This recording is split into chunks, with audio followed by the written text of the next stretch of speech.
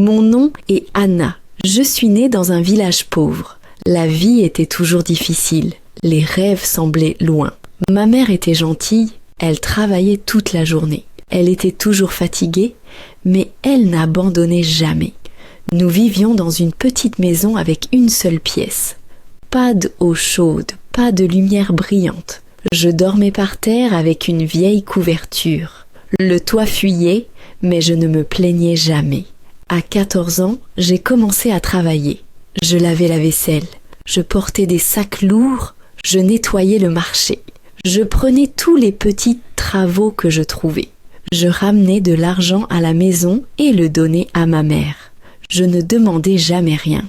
Elle souriait, caressait mes cheveux et disait « Tu es ma fille forte, ma petite étoile ». Je ne me sentais pas forte. Je me sentais petite et fatiguée, mais je souriais pour elle. Chaque matin, je me levais tôt, je me lavais le visage, je mettais de vieux vêtements et je quittais la maison. Je marchais sur des routes poussiéreuses et cassées. Je voyais les enfants rire et jouer, mais je continuais. Je voyais des gens riches dans de grandes voitures. J'entendais leur musique. Je voyais leurs belles chaussures. Je ne les détestais pas. Je me demandais seulement pourquoi la vie était si différente. Un jour, ma mère est tombée malade. Elle toussait. Son corps lui faisait mal. Elle ne pouvait plus se lever. Nous n'avions pas d'argent pour un médecin. Je suis restée à ses côtés. J'ai tenu sa main et pleuré. Elle a dit « Ne sois pas triste ». Elle a souri doucement et a dit « Sois forte, continue ». Cette nuit-là, elle est morte dans mes bras dans son sommeil. Son visage semblait paisible. Je me sentais seule. La maison était froide, le monde était silencieux. Mon cœur était lourd. Je n'avais personne, pas de famille, pas d'amis, juste sa photo dans ma poche. Je suis restée forte. J'y ai quitté la maison, j'y ai dit adieu et je suis partie vers une nouvelle vie. J'ai fait une promesse. J'y essaierai. Je serai courageuse. Je n'abandonnerai jamais. Plus tard, j'ai trouvé un travail. Je nettoyais une grande maison en dehors de la ville. La maison était calme et belle, avec des sols brillants, de grandes fenêtres et un grand jardin. Les propriétaires étaient riches et parlaient peu. Je nettoyais les chambres. J'ai essuyé la poussière. Je faisais tout briller. C'était un travail dur, mais j'aimais le calme. J'y aimais la bonne sensation de faire quelque chose correctement. La femme, Madame Helen, était gentille. Elle me souriait et me donnait du thé. Elle me demandait comment se passait ma journée. L'homme était toujours occupé, toujours au téléphone. Il parlait à peine. Leur fils avait environ 20 ans. Il avait l'air en colère et ne disait jamais bonjour. Mais cela ne me dérangeait pas. J'y avais du travail, une petite chambre, un peu d'argent et du calme. Je me levais à 5 heures du matin, je me brossais les dents, je me nouais les cheveux et enfilais mes vêtements de travail. Je lavais les sols, je faisais la vaisselle et je dépoussiérais. Pendant les pauses, je m'asseyais à la fenêtre avec mon cahier. J'écrivais mes pensées. Je regardais la lumière bouger et je ressentais le calme. Je travaillais en silence jusqu'au soir. Parfois, je lisais de vieux livres que je trouvais à la poubelle. Ils étaient déchirés, mais je les aimais. Je voulais apprendre, je voulais grandir. Je voulais être plus qu'une simple femme de ménage. Je voulais devenir quelqu'un. Un matin, tout a changé. Quelque chose d'horrible s'est produit. J'y ai ouvert le portail comme toujours. Le soleil se levait. La rue était calme. Mes yeux étaient encore fatigués. Puis, soudain, des voitures de police sont arrivées. Des sirènes bruyantes, des lumières clignotantes. Des hommes criaient. Ils ont couru dans la maison. Ils ont défoncé la porte. Ils ont pointé des armes sur moi. Ils ont dit « Ne bouge pas ». Je suis restée immobile. J'ai levé les mains. Je n'ai rien dit. J'étais trop choquée. Après un moment, ils sont ressortis. Leurs visages étaient pâles. Ils avaient les airs effrayés. Ils ont dit que la famille était morte. Tout le monde dans la maison était couvert de sang. Je me sentais malade. Mes mains tremblaient. Mes jambes étaient faibles. Je pouvais à peine respirer. Les policiers m'ont regardé. Ils hurlaient des questions. J'y ai essayé de répondre, mais ils n'écoutaient pas. Ils m'ont attrapé, traîné dans une voiture. Je portais encore mes vêtements de travail. Ils ont dit que j'étais la seule personne là. Les caméras ne fonctionnaient pas. Personne n'avait rien vu. J'y ai dit que ce n'était pas moi. J'ai supplié, pleuré, mais ça n'avait pas d'importance. Ils ont pris mes empreintes digitales. Ils ont fouillé ma chambre. Ils n'ont rien trouvé, mais ils ont dit qu'il y avait du sang sur mes mains. La porte n'était pas enfoncée. Ils ont dit que Joe était dans la maison. Ils m'ont montré des photos du sang, de la douleur, de l'horreur. J'ai couvert mes yeux. Je voulais me réveiller, mais c'était réel. Les questions n'arrêtaient pas. Les visages restaient froids, durs, sérieux. J'y ai dit que j'étais juste une femme de ménage. Je n'avais pas d'armes, pas de haine, pas de raison. J'ai dit que j'aimais cette famille, que Madame Hélène était gentille. Mais ils ne me croyaient pas. Ils ont écrit des rapports. Ils ont clôturé le dossier rapidement. J'étais seule, sans famille, sans amis, sans aide. Ils m'ont donné un avocat commis d'office. Ils ne se souciaient pas. Ils ne faisaient rien. Au tribunal, je regardais autour de moi. Personne n'était là pour moi. Je me suis levée et j'ai dit que j'étais innocente. Mais ma voix était faible. Le juge semblait ennuyé. Les jurés avaient l'air fatigués. Mon avocat ne m'a pas défendu. Puis j'ai entendu le mot coupable. J'y ai entendu prison à vie. Je suis tombée par terre. J'y avais seulement 23 ans. Personne n'a pleuré. Personne n'a crié. Personne ne s'en souciait. Les gardiens m'ont emmenée. Les portes se sont fermées. Une nouvelle vie a commencé.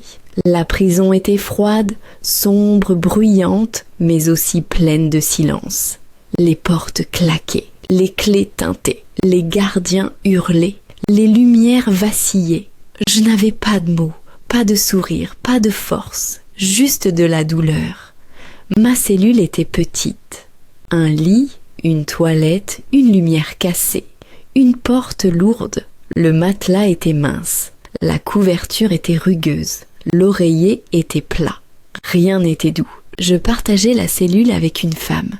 Elle ne parlait pas beaucoup. Elle me regardait. Un jour, elle a demandé « Pourquoi es-tu ici ?» J'ai dit « Je ne l'ai pas fait ».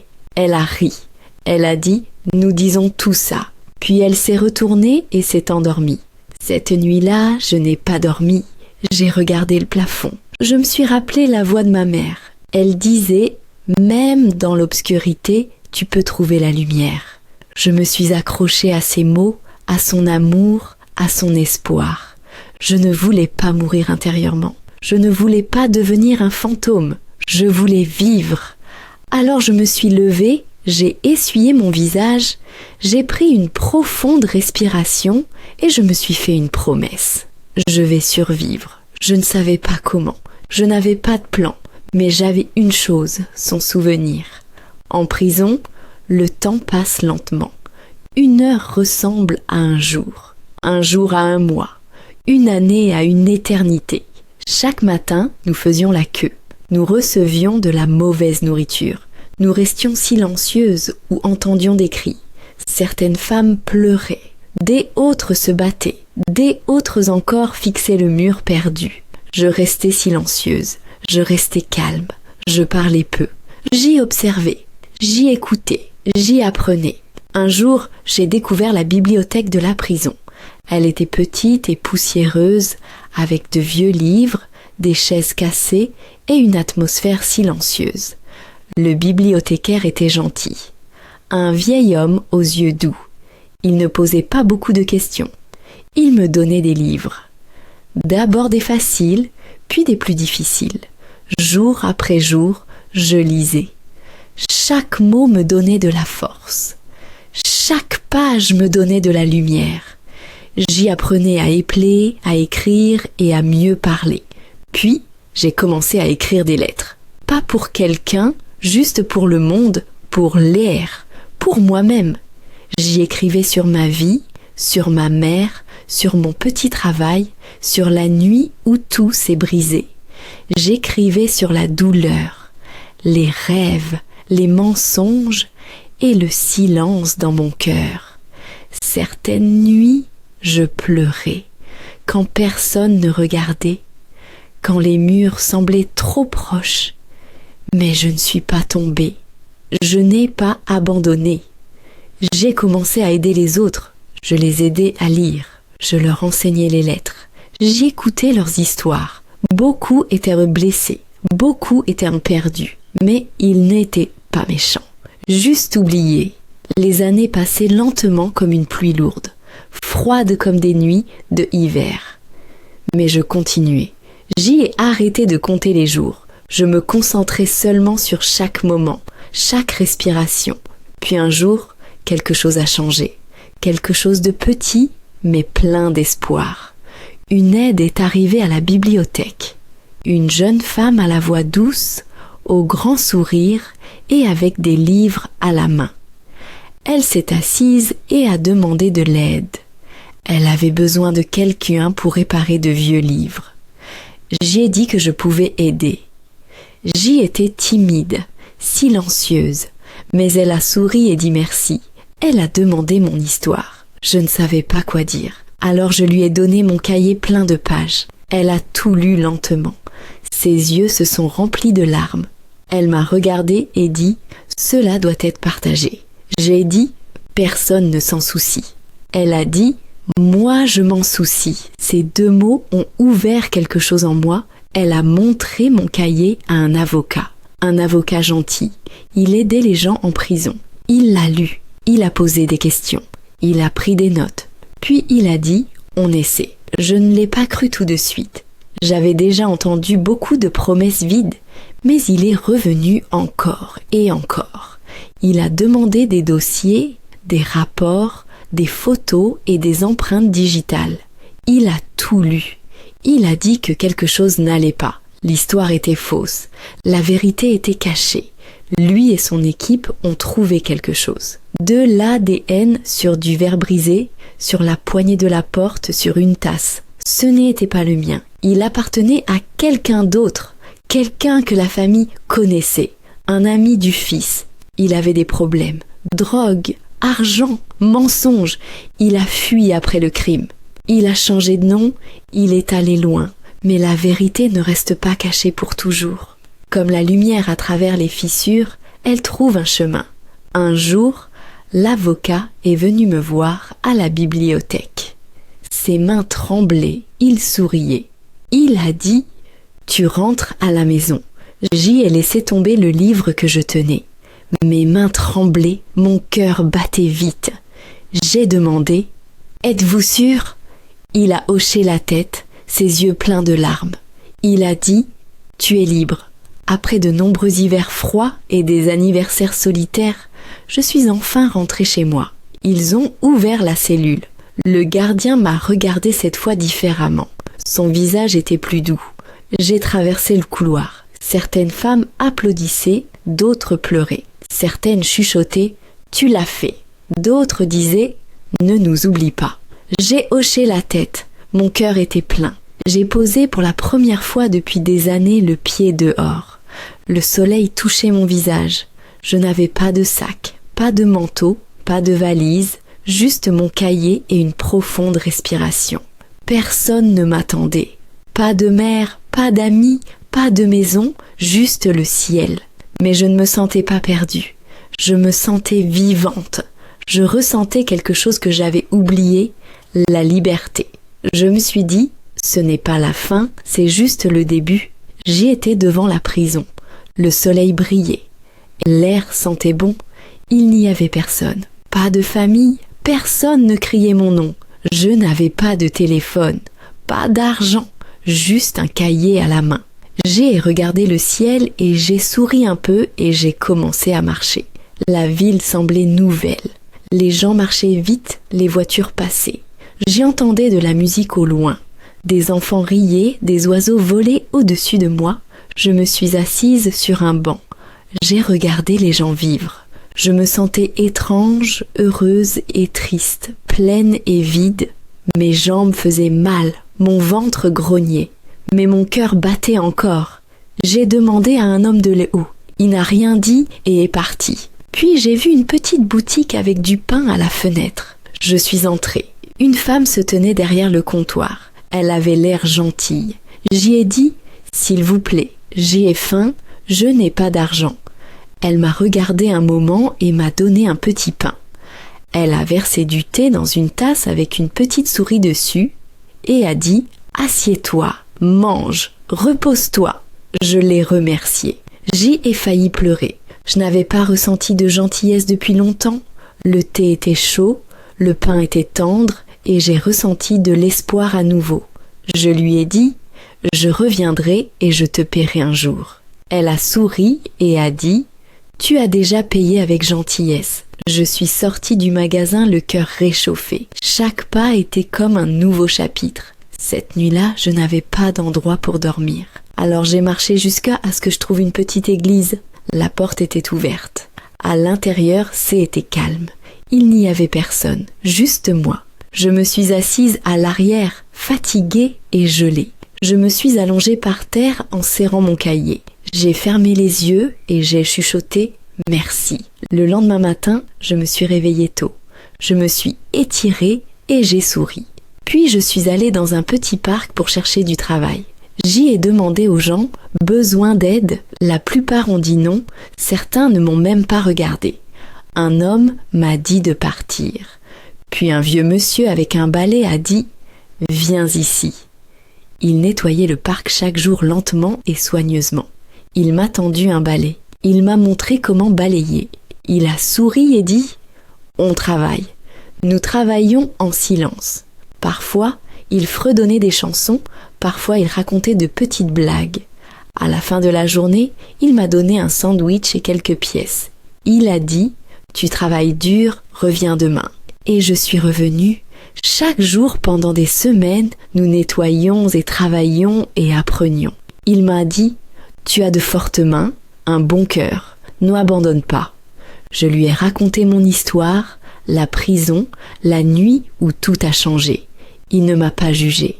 Il a dit « Je connais aussi la douleur. Chacun porte quelque chose ». Un jour, il a vu mon cahier. Il a demandé « Qu'est-ce qu'il y a là-dedans ?»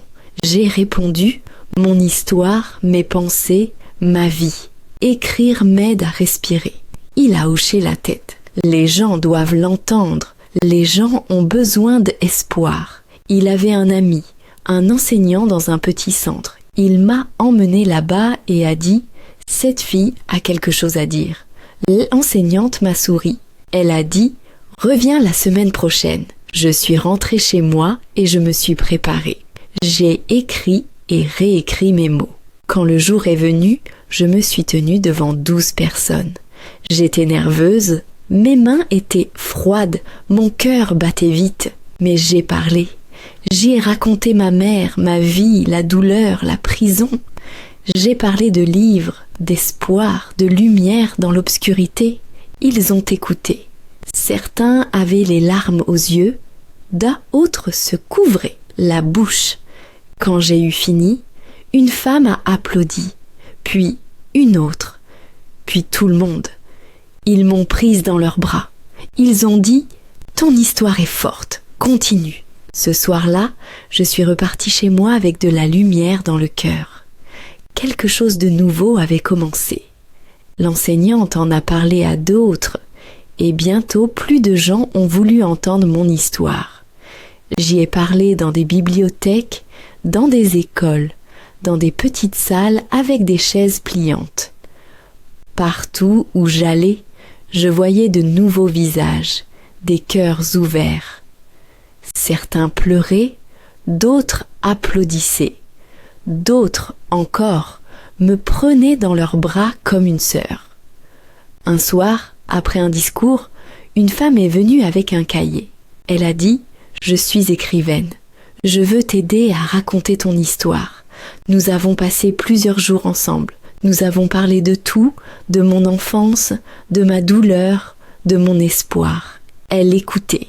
Elle écrivait page après page, mot pour mot. Nous l'avons appelée la fille qui n'arrêtait jamais de marcher. Ça collait. Une petite maison d'édition a dit « Cette histoire doit être partagée ».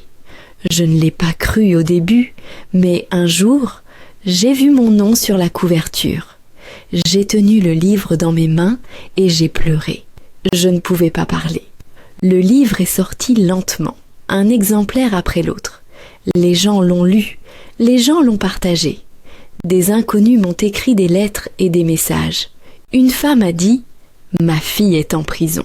Ton histoire m'a redonné espoir. » Une autre personne a écrit « Je voulais abandonner, mais tes mots m'ont aidé à continuer. » Belle histoire est devenue plus grande que tout ce que j'avais imaginé. On m'a invité à parler à des événements, sur scène devant des foules. Je ne me tenais pas là comme une star, mais comme quelqu'un qui avait survécu. Je leur ai dit « La douleur est réelle, mais l'espoir aussi. Vous n'êtes pas seuls. » Certains ne me croyaient pas. Ils disaient « C'est trop triste, trop de chance. » Mais la plupart y croyaient. Ils pleuraient, ils me remerciaient, ils prenaient des mains et disaient « Continue ». Le monde n'écoutait pas seulement moi, il écoutait ceux que l'on oublie. Et j'ai promis, je continuerai à parler pour ceux qui ne peuvent pas. Les jours passaient, les semaines devenaient des mois. De plus en plus de gens entendaient mon histoire. J'ai commencé à voyager dans des villes lointaines, dans des endroits que je n'avais jamais vus. Ce n'était pas facile. J'y étais seule dans de nouveaux espaces, sur de nouvelles routes, mais je me sentais forte, je me sentais vivante. Chaque personne que je rencontrais, chaque mot que je partageais, c'était comme construire quelque chose de nouveau. J'y ai rencontré d'autres personnes comme moi, des gens qui avaient souffert, mais qui tenaient encore debout. Un homme appelé Daniel avait vécu pire que moi, mais il souriait chaque jour. Il disait « Le passé ne détermine pas qui nous sommes. C'est notre façon de continuer. » Ces mots restèrent dans mon cœur. Je les partageais avec d'autres aussi souvent que possible. Mon livre a continué à grandir. Les gens le lisaient, le partageaient, le transmettaient. J'ai commencé à recevoir des messages de loin, de personnes d'autres pays, dans d'autres langues. Ils disaient « Je me sens vue, je me sens entendue, je me sens moins seule. » C'était comme un rêve, mais je savais que ce n'en était pas un. C'était réel, c'était ma vie maintenant. Certains jours étaient difficiles, certains jours je me sentais fatiguée. Je me demandais, est-ce vraiment mon histoire, ma vie?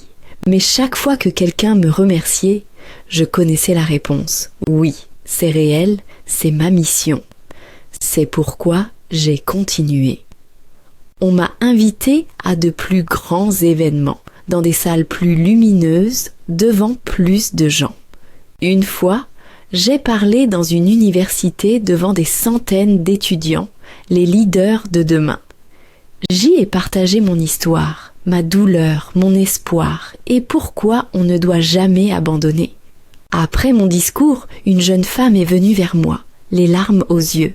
Elle m'a serré fort et a chuchoté « Tu as changé ma vie. Je voulais abandonner. » Ces mots signifiaient plus que toute scène, tout livre, tous les applaudissements. Je savais alors que ce n'était pas pour la gloire ou les argents. C'était pour les cœurs. Toucher une seule vie signifiait tout. C'était la vraie récompense. Je me souviens encore de la première fois que je suis montée sur une grande scène. Mes mains tremblaient, mon cœur battait fort dans ma poitrine.